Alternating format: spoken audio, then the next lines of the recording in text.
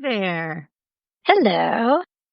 I remember when we met, I felt like I'd known you for 100 years. What's your memory? So similarly, I had been introduced to art when I was still a partner at the firm. Art was like this big unlock for me. And I'd never had a real editor before. I'd never experienced what it was like to work with an editor who could take your ideas and then help you to craft them. Like, it was something I'd always done by myself, but I'd never had someone who was really professionally trained to develop ideas, tell the story, bring the parts together, help me kill my darlings, be able to take a ruthless and rigorous focus to what is the core concept that I want the reader to end this piece with. Like, what do I want them to know? And then what do I want them to feel inspired or compelled to do as a result of this new knowledge? And he had organized, it was essentially a salon. He was interested in meditation, guided meditation, centering. He was looking to practice what he had developed in this process for helping people to center themselves and get really grounded so that they could tell their stories and express their ideas. And I thought this sounded awesome. And he said, well, I'm having a Zoom. I said, well, I want to join the Zoom. And so I get on the Zoom and there you are in one of the boxes. And I just remember seeing you introduce yourself. And I don't remember that at all. I don't remember. So cool. I don't remember that at all, though. That's how I knew who you were. That's how we knew. I thought he told me about you. Well, okay. He did because he went around and he talked about each of us. That's right. And I saw you in the bubble, and it was in the box. It was kind of a little Hollywood Squares. Yes. And I was like, oh, I should follow up with her. So I sent you like a note on LinkedIn. And I was like, hi, let's be friends. I was excited to meet you from the time before the Zoom box when Art told me about you, because the things that he was saying, although I don't know that much about economics, I mean, I'm not like you in that way, it was so exciting and it was so big. And I thought, I love the way this woman thinks. I am driven by enthusiasm. That is the understatement of this session. I'd read some of what you'd written at that point when we were going to have a chat. And I was so blown away by the fact that, like, Dr. Kramer, with this theatrical background, right, and is grounding in theater and drama and the arts, and then taking that and connecting it to leadership and connecting that to how people move through their day-to-day lives, how people take the practices that you learned through the arts and apply them in business. That to me was amazing because it was the systems piece that I'm so drawn to, right? It's what can we find in this space over here that has resonance and patterns in this space over here that ordinarily people would look at and say, oh, those don't go together. When I was reading your work, I was like, oh my gosh, Dr. Kramer's amazing. And you don't even lead with that. I wrote this article because Art had said, you have to write this. You have to write this. And after getting a PhD, I didn't want to write anymore. I'm not a big writer. I don't love writing. And I did it. And I just thought, well, this is all really obvious. Because for me, I started as a dancer, right? I was a baby ballerina in the Balanchine school. For me, understanding how you know what you know, being guided by data that is taken in through more than your cognitive function or whatever it is that we say is separated. These things are not separated. Your emotional, your cognitive, and your physical body. It's not some kind of woo-woo exercise. It's just true. When I became a long 18th century scholar and realized that the 18th century was just an argument about what it means to know what you know, everything has been just reinforced in my life over and over and over and over again, right? An argument between, people who said you can know Johnson, if you're tired of London, you're tired of life. Here's a dictionary. We're going to put these words down. This is what this means. And then you had the other group. I don't know if anybody's interested in this, but this fascinates me. The other group who said, no, there's a function of interpretation that comes between whatever information is outside your body and head and the way you experience it.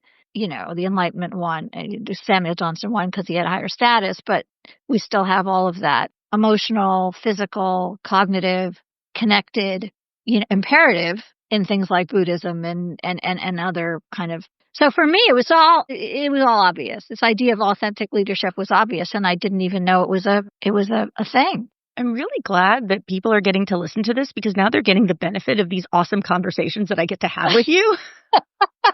And why I find them so just incredibly soul and brain nourishing, because you do things similar to what I do, which is how do I take pieces from history, from the present, from all of these different ideas and weave them together, create this new set of pictures and patterns that are really ancient, and at the same time, they are modern. It is making something new, while also respecting there isn't anything new under the sun. What I do, and I think the way that I perceive what you do, that we see a problem that we think shouldn't be a problem, or we see a problem that people say, oh, this is impossible to solve. And we say, why?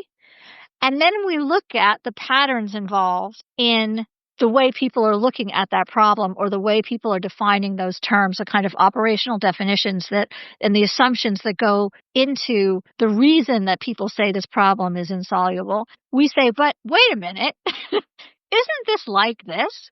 And isn't this like this other pattern? And isn't this like this other pattern? I mean, I didn't even know the term systems thinking until I met you, but now I understand that that's how it works. I mean, the other way of thinking about it is that, academics is very, very narrow and deep, and business is very, very broad and shallow. And you have this way of the content changes, but the problems are generally the same. And so if you look at it that way, then you just need to look in another area and you can find, right? Everything's connected. There's nothing that's not connected to anything else. It depends on your perspective. It was one of the things that was interesting to me when we first started talking was I had gone and obviously looked at like your LinkedIn profile. It's like, okay, what can I find out about Annette before we chat? It was fascinating to me because I couldn't quite figure out from it. I was like, okay, like she's fascinating and she's been in all of these interesting spaces and done all of this like interesting work. And I'd read your stuff. What does she do? Who is she beyond and behind all of the things you've accomplished, which aren't many? What does she want to do with this now? Because it just struck me that you are someone for whom stasis is anathema. You are always growing. You are always questioning. There's this professional picture that I can sort of connect dots and hangs together at a certain level. There's so much more here. My central premise, my central operating premise is play.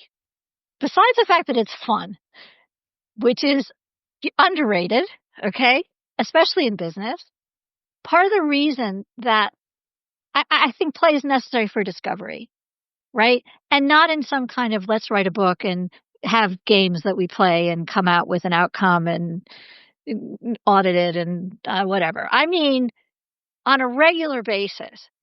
I don't know. I think people need to have more of a sense of humor. This is my feeling.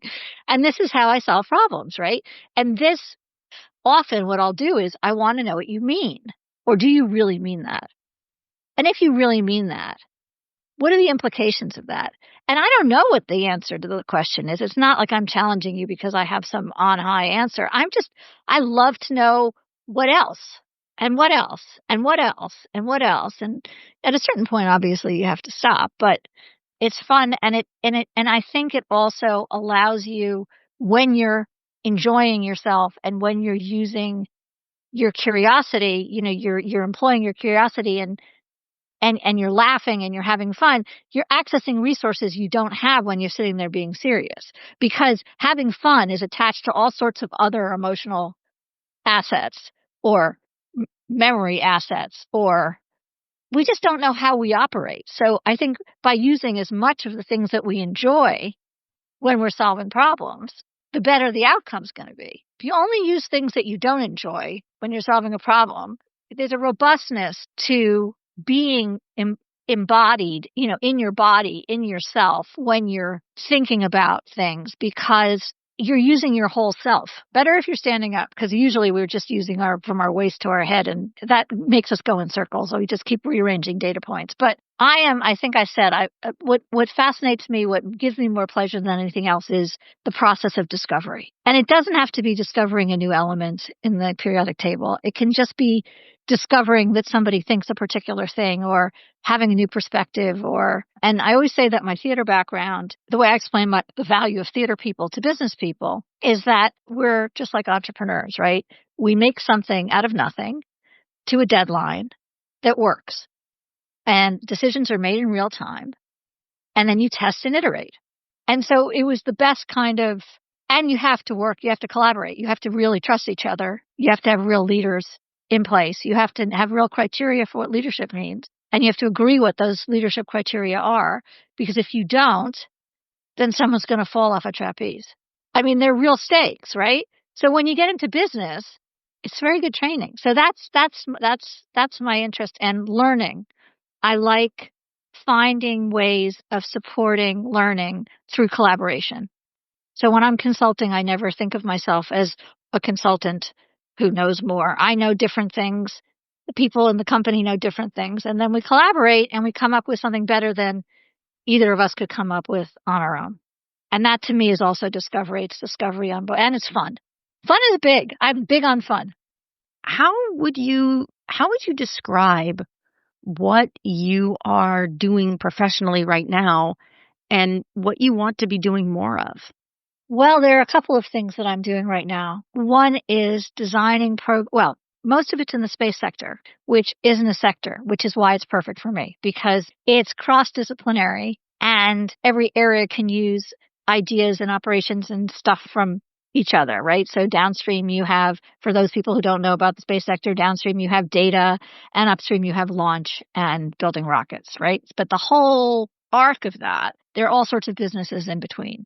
It's the Wild West. It's exactly what the internet was in the 80s when I'm old enough to remember that.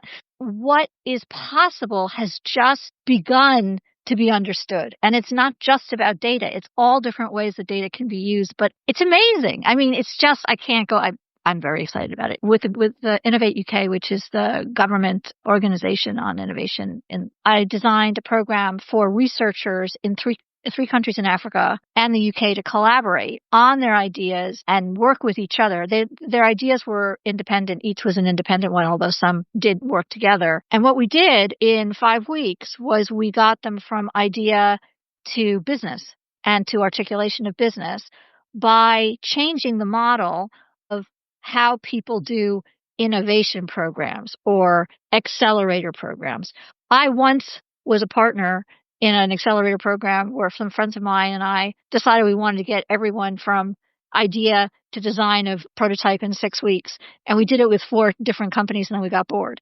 Because these programs are not designed, they're not fit for purpose, most of them. So what we did was, rather than giving these researchers who had no business experience a business model canvas and all of these different things they had to do, we gave them language that was consistent from the beginning to the end. So rather than having 18 things to learn, they had one thing to grow through different stages. And it worked really, really well. I mean, it was really successful. They're now going to roll this program out across sectors in Africa, which is very exciting and wonderful. So I love helping to fix the way that learning programs, they don't work as well as they could. And I really hate that.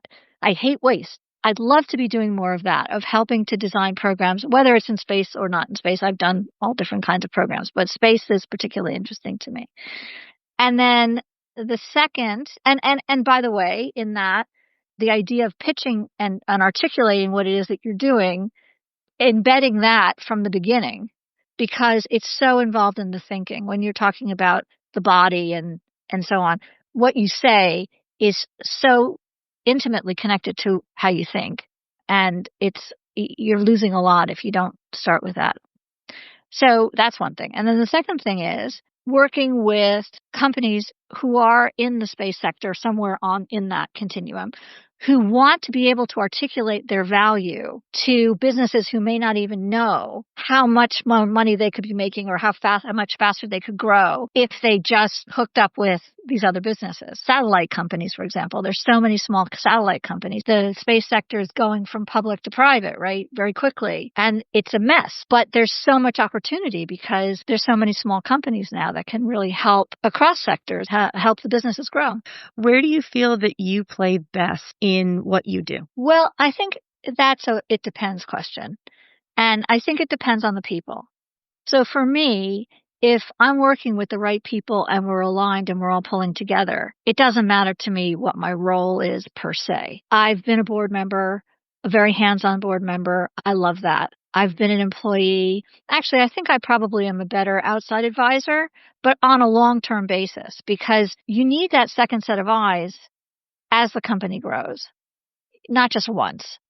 I work best with people who don't need me to fit in a box, because what I'm good at doing is helping to solve whatever problems you've got. Problems are problems, and they're usually systemic. They're usually connected to more than wherever you feel the problem is located. And often it's related to people. And so these things are complex. So it's really good to have somebody who knows the company very well and can keep coming back and saying, hey, remember when this happened? Or how is this going? Or you said you were going to do this. Are you going to keep them honest kind of thing? Something that I've always been struck by with you is how intertwined who you are is with what you do. That's true. And there are a lot of people where I can say, tell me about who you are beyond the resume or beyond your LinkedIn profile. And I learned things that I just had absolutely no idea about. Like, I am a choral singer, or I enjoy, swinging on the trapeze, or whatever it is. And it's just the kind of thing where you're like, there is absolutely nothing in what you have done professionally that would hint at what's behind that. And in your case, I've always felt like the experiences that you've had personally, some of which have crossed over into the professional, like dancing, but the sort of fundamentals of who you are and what you enjoy and experience about the world are elements that show up in what you do. And I guess what I'm curious about is, are there parts of you that you want people to know that this is me, that don't show up in your resume, that don't show up in what you've done? I'd have to say no. I'd have to say what you see is what you get, pretty much. In some ways, living in England has meant that people appreciate me more here because people here don't speak truth to power very directly, so I can get things done very quickly. And I have an American accent, so I can get away with it, right? I'm moving to Toronto for 6 months a year. Oh, that's a good thing to ask for. I'd love to be working in Toronto for 6 months a year. And in London 6 months a year, if I could possibly have it. My family lives in Toronto. So that's not on my CV. There you go. You got there in the end. I didn't lead with it. The thing about our conversations is we do always get there in the end. We do. We meander a lot in the middle. We do. Which is another hallmark of both of us. Yes. There is a lot of meandering, and there's a lot of slog that you have to go through. And as you were describing the work that you've done and the projects, I thought about how challenging it is to find people who are willing to be with you in the slog. Everyone who wants to come in at the beginning when everything is all expectations, promises, and budget. And people want to be around at the end of successful projects to claim credit. Everything in the middle, though, is what gets you from A to B. I love the middle. And frankly, the middle is not most people's sweet spot. Most folks either have a ton of energy and enthusiasm at the beginning and it wanes very quickly, or they're folks who sort of hang out on the periphery until it becomes obvious that it's going to be great and all work out, at which point they swoop in to claim leadership roles so that they can be there for the successful outcome. And then there are the folks who sort of emerge at a certain point from like the mines with the sweaty brow, having done like the hard work of the making, the hard work of the slog. And that to me is where all the magic really happened, because it's the ability to connect that enthusiastic energy of the start with seeing it through to a successful outcome and being able to hook up all those wires in the middle, right? Can I That's just say, this is what I magic. think is magical about, part of what's really magical about you is exactly this. You can take the most mundane problem or chore, and you have this way in your voice and in your head of phrasing things as though it's really interesting, and it becomes interesting through you. You are the generator of inspiration around things that nobody would care about otherwise. And part of what makes it so exciting is it's completely unexpected. And it's always connected to something else. I mean, all of those things that you're saying about me, you're much clearer. I find you so clear about where one thing begins and where one thing ends in a way that I wish I were. And incredibly inspirational. I mean, when I say incredibly, I don't mean it as a throwaway. I mean, unbelievably, consistently inspirational to be around. But you make it easy.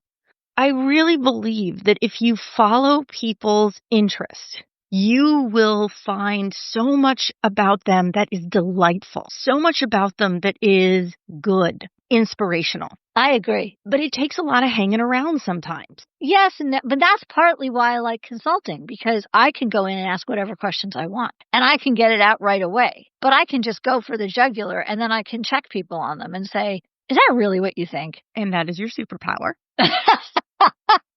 All right. Well, thank you. Thank you for this opportunity. I was going to say, actually, we got one more thing. Dr. So earlier, Dr. Kramer, you alluded to my listeners, a small but mighty band. There are probably some who would love to have a chat to you if they knew that you wanted to have a chat to them. So, Annette, who do you want to be talking to right now?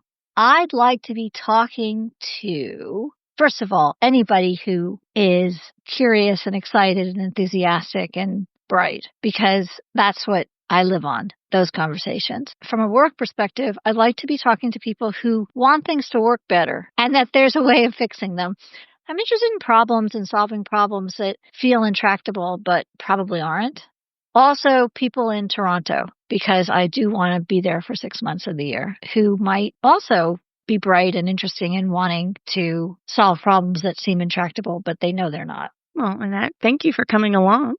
Thank you for having me. Absolutely. I look forward to our next conversation, which I think I saw on my calendar you have already scheduled. I have. I'm very, very organized. That you are. Thanks so much. Thank you, Liz.